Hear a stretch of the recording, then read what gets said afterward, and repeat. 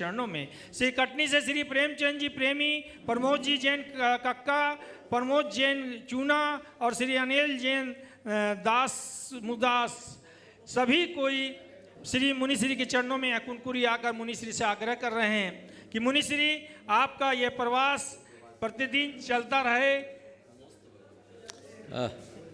श्रीफल चढ़वा बस। नरेंद्र जी गुरु कृपा, हमारे संजय भैया प्रेमी और राजेश जी वगैरह सभी कोई रायपुर जैन समाज के स्तंभ हैं और बहुत ही धार्मिक प्रभावना बढ़ाते रहते हैं, धर्म की प्रभावना करते हैं। मैं राजेश जी से निवेदन करूँगा कि आके मुनिश्री के चरणों में 2 शब्द कह के उन्हें अपना विचार व्यक्त दें। हेलो, बोलिए देवाजी देव 1000 से पार्श्वनाथ भगवान की भावनाओं के आकाश बन के आए हो आप, हम सबके विश्वास बन के आए हो कि भावनाओं के आकाश बन के आए हो आप, हम सबके विश्वास बन के आए हो। अब तो मन मंदिर के देव हो तुम्ही गुरुवर और इसी तीर्थ के अतिशय अति सुंदर मुनिवर, यूं लगा जैसे महावीर बन के आए हो, यूं लगा जैसे महावीर बन के आए हो। हर हृदय आपका करता यहाँ अभिनंदन है, प्रमाण सागर जी मुनिवर को शत शत वंदन है। नमोस्तु।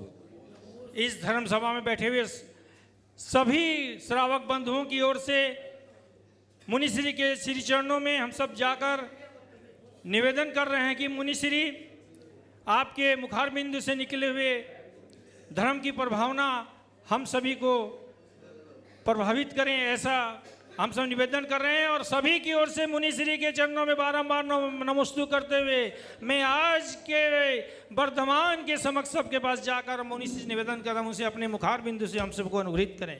बोलिए मुनिश्री 108 प्रमाण सागर जी महाराज की।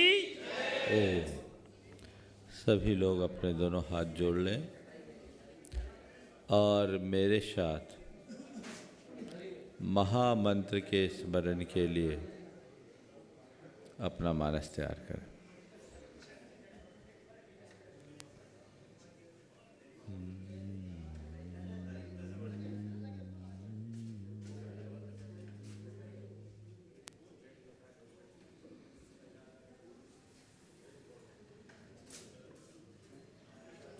नमो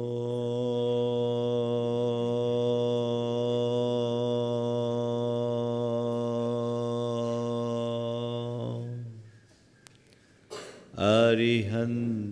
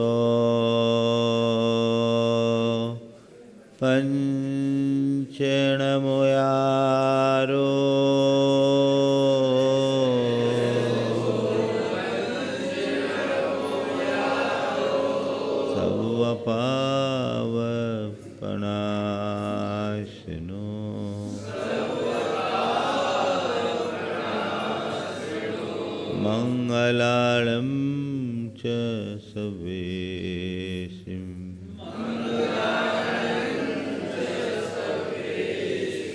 परमं होय मङ्गलम्।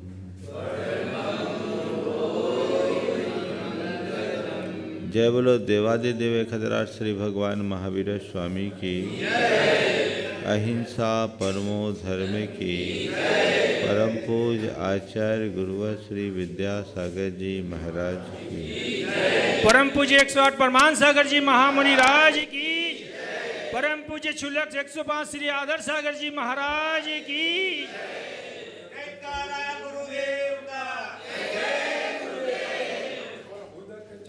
चला तो जल्दी सब बॉम्बे से आए हुए हैं महाश्री आपके श्री चरणों।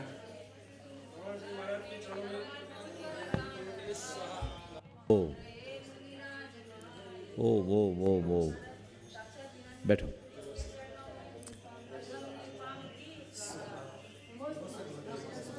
ओ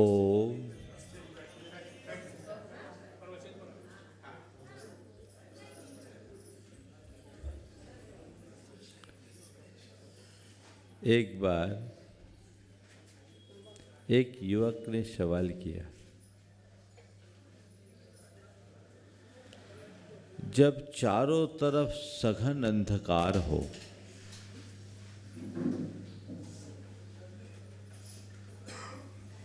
कोई रास्ता न दिखता हो, मन में हताशा के बादल छाए हो, मार्ग अवरुद्ध दिखे, तो क्या करूं? मनुष्य के जीवन में कई बार ऐसी परिस्थितियां निर्मित होती है जब वह दिग्मूढ़ जैसा हो जाता है। ऐसी परिस्थितियों का सामना करना प्राय मनुष्य के लिए बहुत कठिन होता है।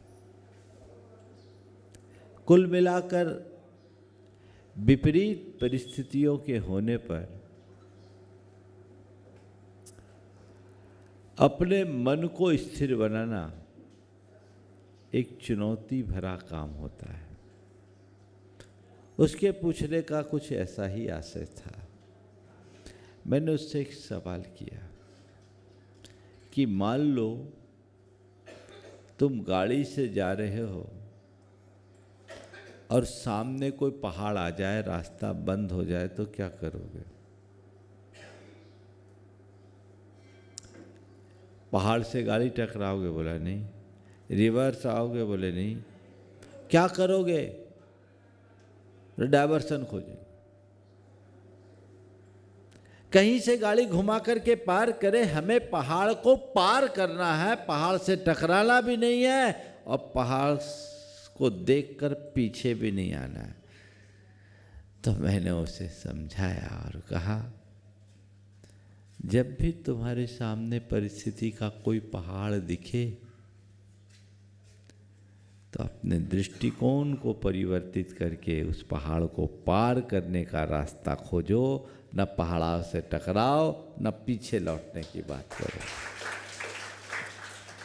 आज 4 बातें मैं आप सबसे कहना चाहूँगा, क्योंकि ये स्थिति हर मनुष्य के जीवन में कहीं न कहीं घटती है और ऐसे समय में अपने मन को स्थिर बनाए रखना, जीवन में ठहराव रखना एक बहुत बड़ी उपलब्धि है। और ये बहुत आसानी से हो सकता है यदि व्यक्ति के अंदर जीवन जीने का सही दृष्टिकोण हो। सबसे पहली बात, जब भी परिस्थितियां विपरीत हो तो अपने एटीट्यूड को बदले, दृष्टिकोण को बदले। परिस्थितियां हमारे हाथ में नहीं है, लेकिन हमारी है। अगर हम अपनी मनस्थिति को परिस्थिति के अनुरूप ढालने में सक्षम बन जाए तो हमारे जीवन का काया पलट हो जाए। हम चीज़ों को बदलने में अपनी पूरी शक्ति खपा देते हैं, जिस पर हमारा अपना कोई नियंत्रण नहीं, लेकिन चीज़ों के प्रति अपने दृष्टिकोण पर हम अपना ध्यान नहीं देते हैं, जिस पर हमारा पूरा नियंत्रण है।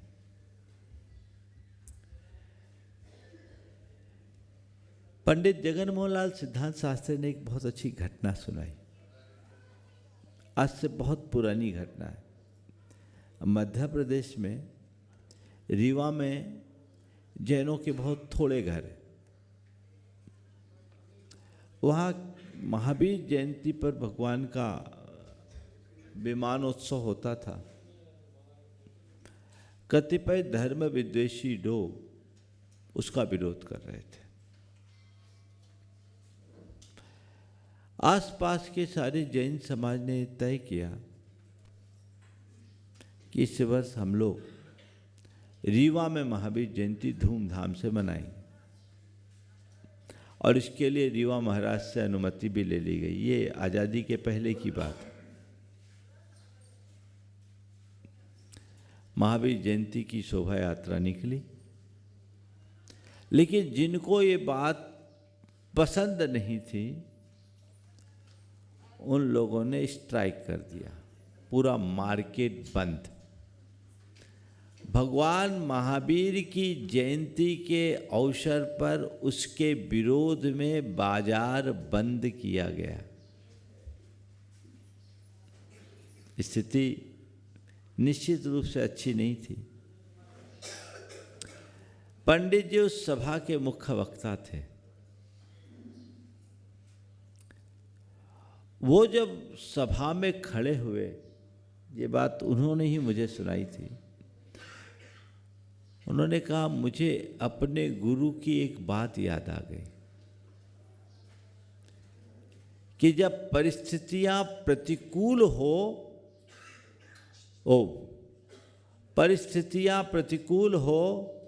तो उसकी व्याख्या अनुकूल कर दो। क्या सूत्र दिया? परिस्थितियां प्रतिकूल हो तो उसकी व्याख्या अनुकूल कर दो। उन्होंने अपने गुरु को याद करके अपनी बात कुछ इस प्रकार से कहनी शुरू की कि भगवान महावीर की जयंती पूरे विश्व में मनाई जाती है। जहाँ जहाँ भगवान महावीर को मानने वाले लोग हैं वहाँ भगवान महावीर की जयंती मनाई जाती है। लेकिन आज जैसी महावीर जयंती जैसी रीवा में मनाई गई वैसी दुनिया में कहीं नहीं मनाई। जैसी महावीर जयंती रीवा में मनाई गई है वैसी जयंती दुनिया में कहीं नहीं, क्योंकि जहाँ भी महावीर जयंती मनाई जाती है वहाँ केवल जैन ही अपना प्रतिष्ठान बंद करते हैं। आज जन जन ने अपना प्रतिष्ठान बंद किया। ये सुनते ही लोगों ने सोचा, भैया इनने तो हमारी बंदी का उल्टा अर्थ ले लिया, पूरा मार्केट खुल गया। ये मंत्र है, जब भी तुम्हारे सामने कुछ एडवर्स हो, कुछ भी बुरी स्थिति बने और लगे कि इसे बदल पाना संभव नहीं है, तो सबसे पहले उसके प्रति अपना एटीट्यूड चेंज कर दे, दृष्टिकोण बदल दे। सब कुछ सामान्य हो जाएगा।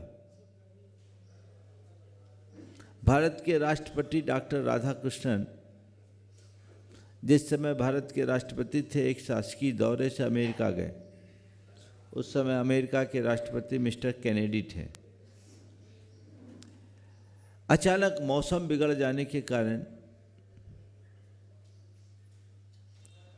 उनका विमान निर्धारित स्थान से पहले उतारना पड़ा और सड़क मार्ग से उन्हें व्हाइट हाउस जाना पड़ा। प्रोटोकॉल के तहत सारी व्यवस्थाएं धरी रह गई। अमेरिका के राष्ट्रपति ने अपनी ओर से खेद प्रकट करते हुए कहा कि परिस्थितियां अनुकूल न होने के कारण हम आपका समुचित सत्कार नहीं कर पाए, इसका हमें खेद है। तो राधा कृष्णन जी ने जो जवाब दिया वो हम सबके ध्यान देने योग्य है। उन्होंने कहा, never mind Mister President, we can not change the event but certainly change our attitude towards them. राष्ट्रपति महोदय, किसी प्रकार का खेद न करें, हम परिस्थितियों को नहीं बदल सकते पर परिस्थितियों के प्रति अपने दृष्टिकोण को जरूर बदल सकते हैं। अपने जीवन में देखो, हर कोई अपनी परिस्थितियों का रोना रोता दिखाई पड़ेगा, है ना। कल मैंने जो बात की थी उसी बात को आगे बढ़ा रहा हूं। परिस्थिति खराब है, क्या करें।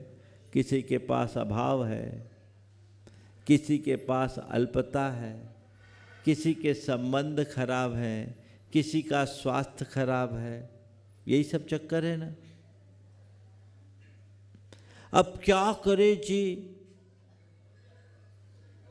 नहीं, तुम्हारे जीवन में यदि अभाव और अल्पता दिख रही है, तुम्हें लगता है कि इस अभाव और अल्पता के कारण मैं दुखी हूं, तो पहले देखो तुम्हारे पास जितना अभाव है उससे कहीं ज्यादा अभाव वाले लोग भी हैं, है कि नहीं। दिखेगा। तुम अपना रोना रो रहे, रोना रोने में तो करोड़पति भी रोता है और रोडपति भी रोता है। दाम बिना निर्धन दुखी, तृष्णावश धनवान, कहीं न सुख संसार में। अगर अभाव का रोना रोगे तो रोते ही रहोगे। सब रो रहे,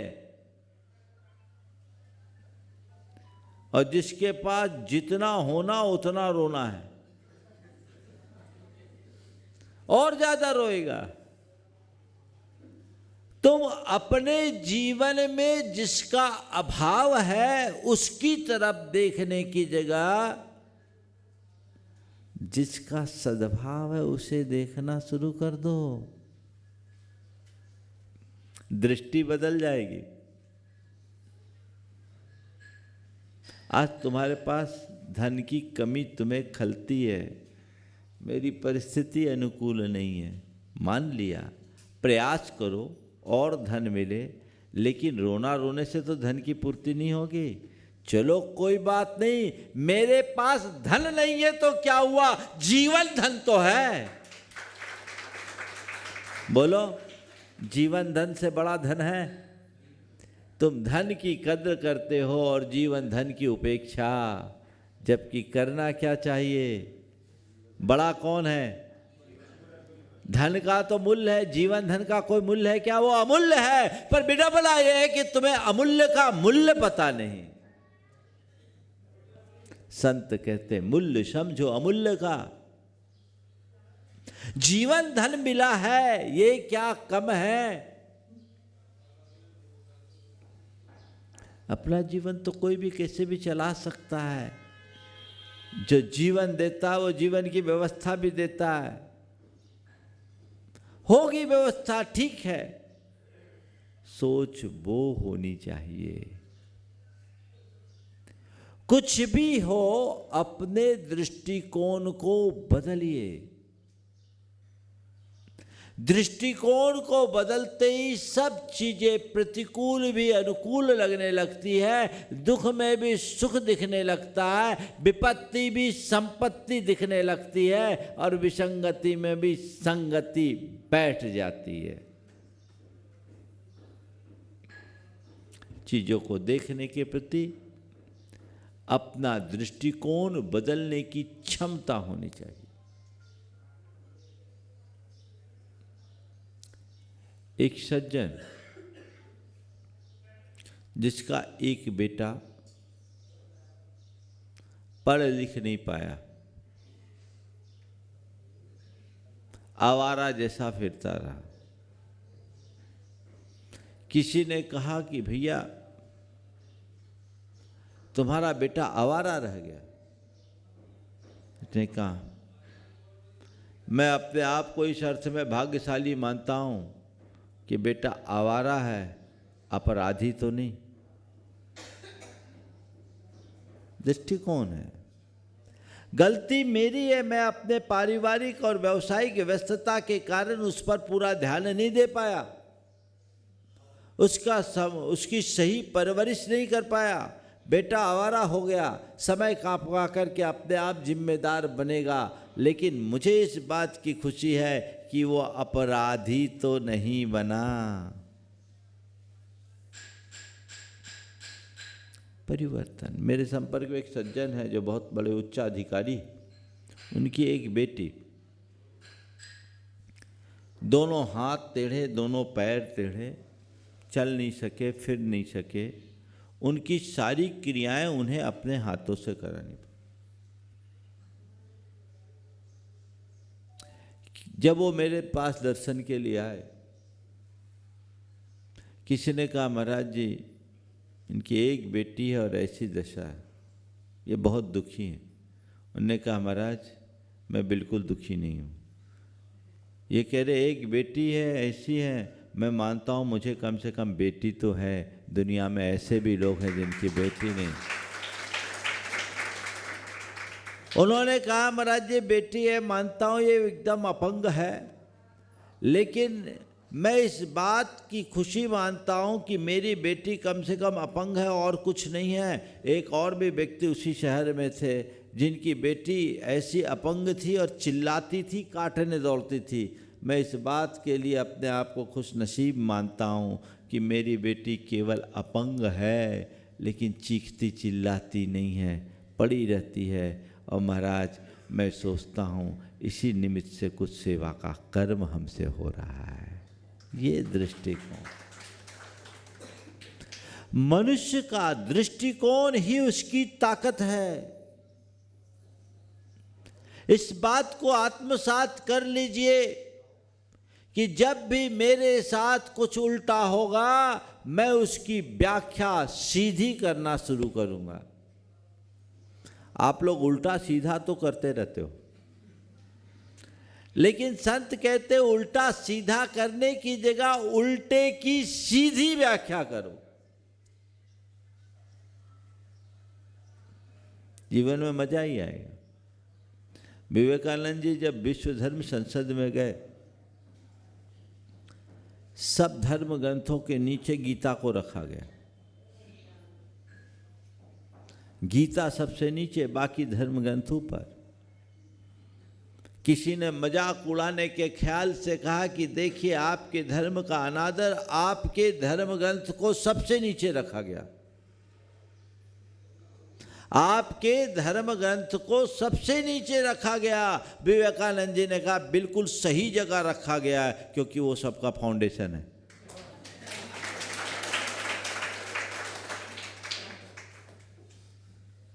दृष्टिकोण बदलना सीखिए। परिस्थितियां तो अपने आप दूर हो जाएगी, हावी नहीं होगी।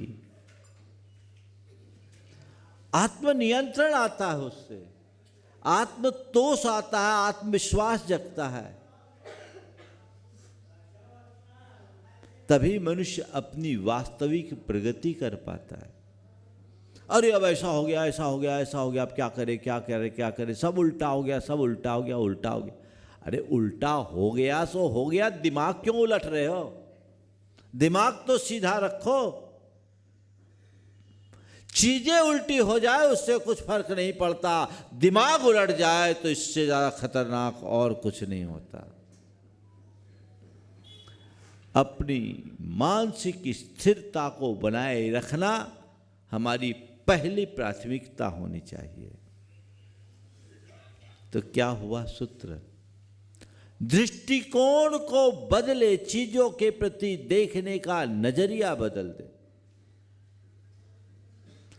आप पाओगे ना, आपके जितने दुख हैं, जिन जिन चीज़ों के लेकर आप दुखी होते हो, अगर थोड़ा सकारात्मक दृष्टि से देखोगे तो आप पाओगे मैं औरों से बहुत बेहतर हूँ,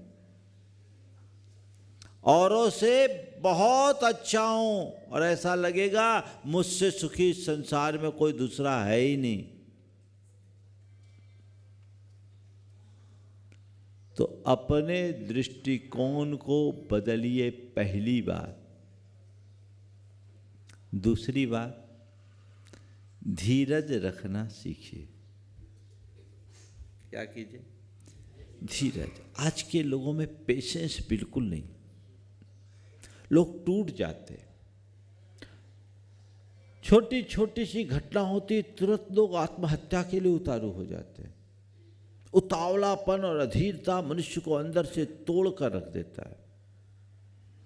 उसकी सबसे बड़ी वजह है कि मनुष्य हर काम का फल, रिजल्ट इंस्टेंट चाहता है, तुरंत,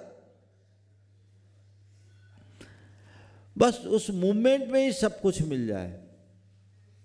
ये उचित नहीं।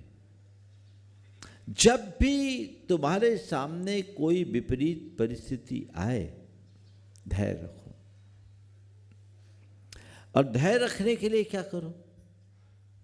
सोचो, ये थोड़ी देर की बात है, ठीक हो जाएगा।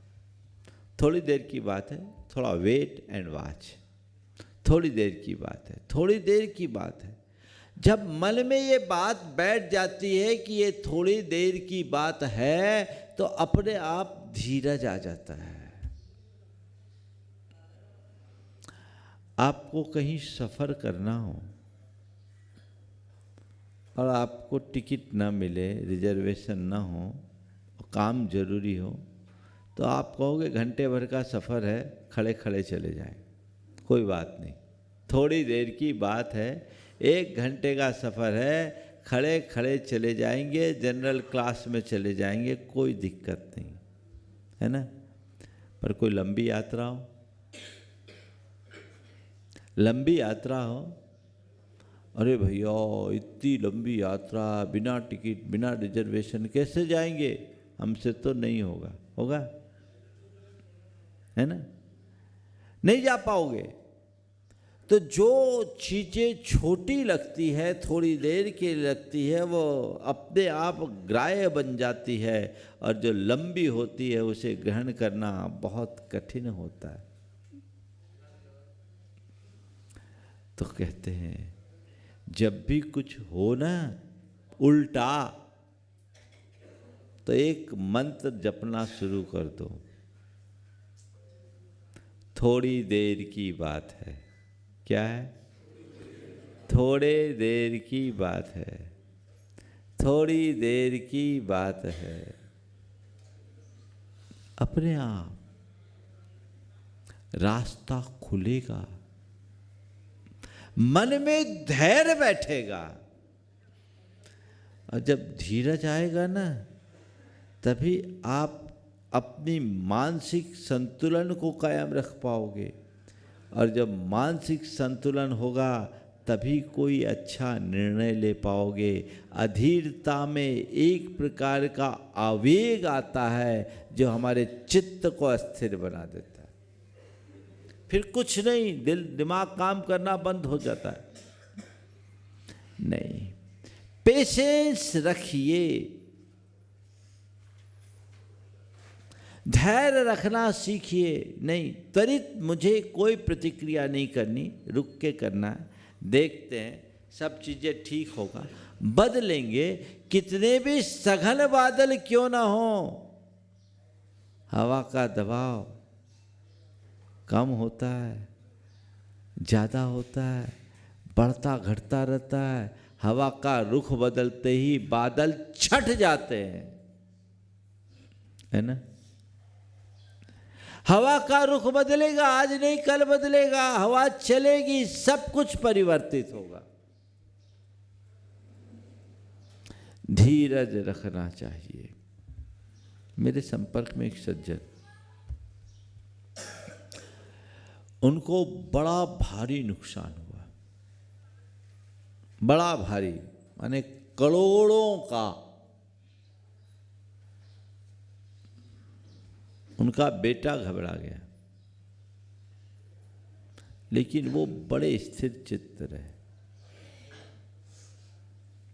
उन्होंने कहा ठीक, एक गलत निर्णय लिया, नुकसान हुआ, व्यापार में नफा नुकसान लगा है, करोड़ों का स्वामी 10,000 रुपया देने के लिए भी मोहताज हो गया, ये हाल था। लेकिन उस व्यक्ति ने अपना धैर्य नहीं खोया। उसने कहा ठीक है, महाराज कहते हैं अभी रात है, प्रभात होगा।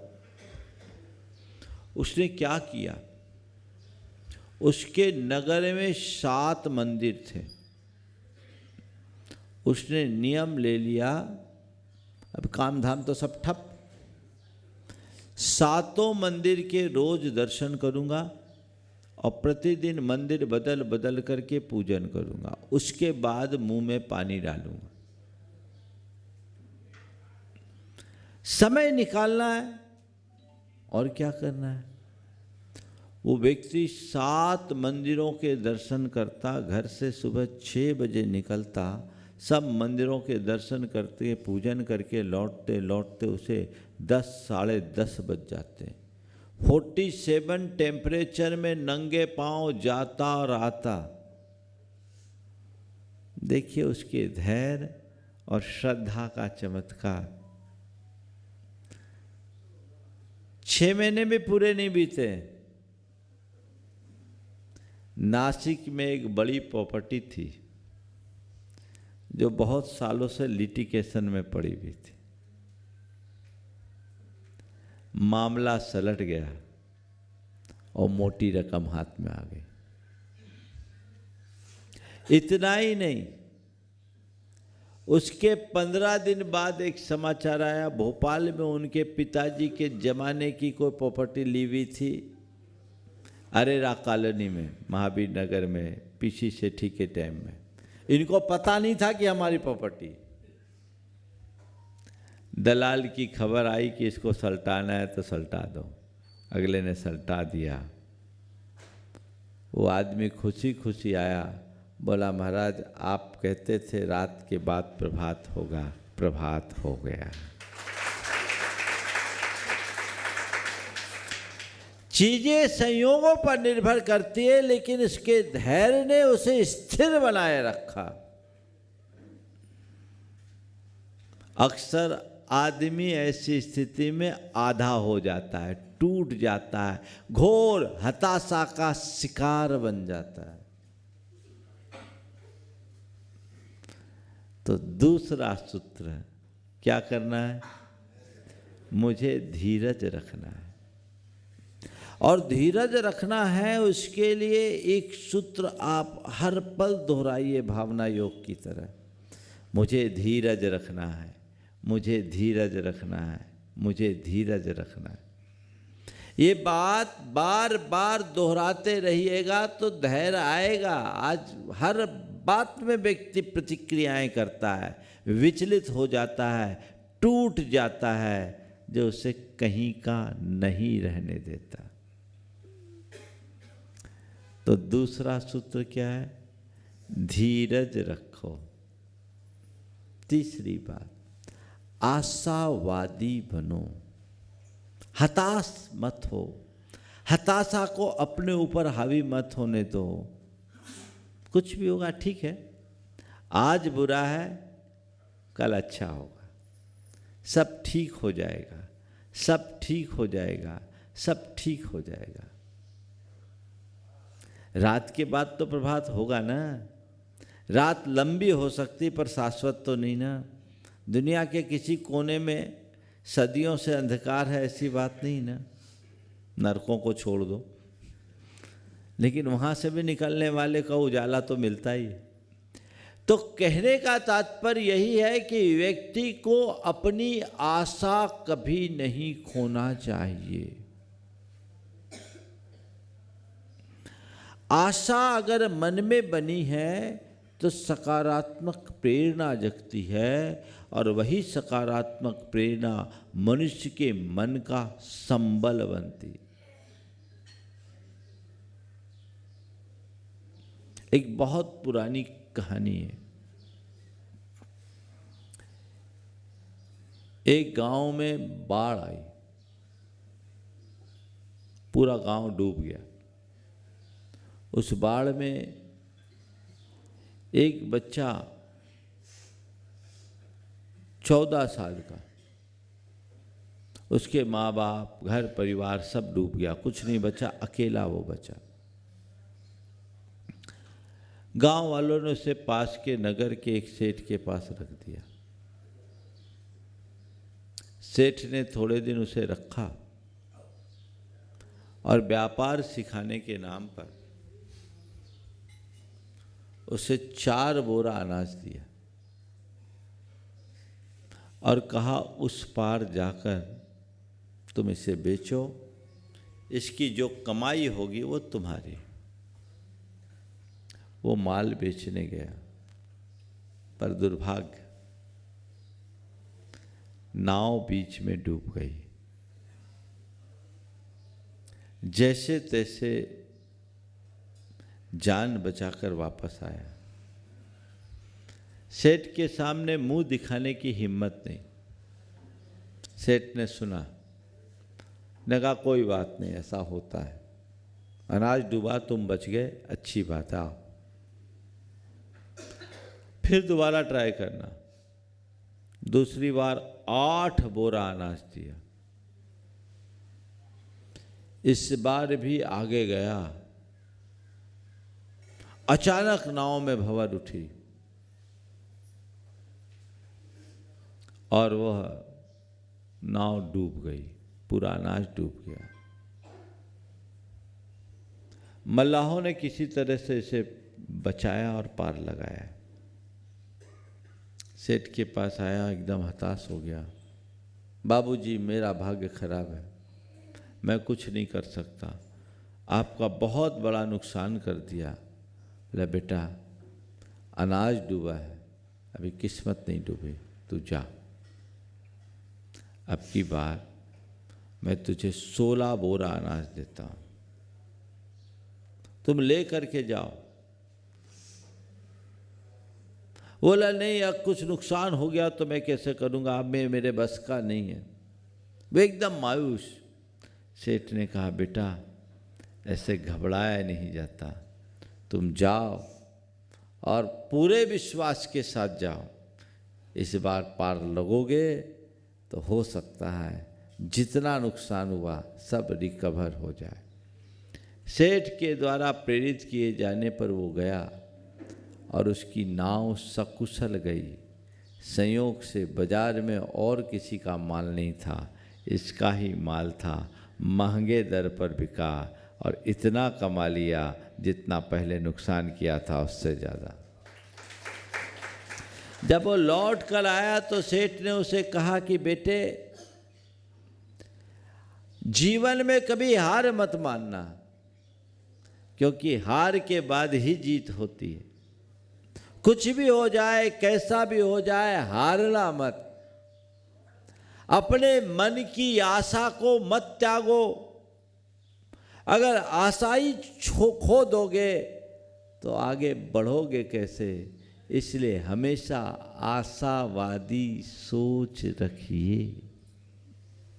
कुछ भी हो जाए हताश मत होइए।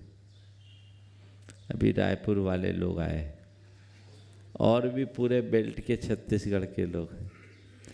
सबके मन में उथल पुथल है, क्या होगा क्या होगा क्या होगा, क्योंकि सुपर फास्ट गाड़ी एकदम से ब्रेक लग गया।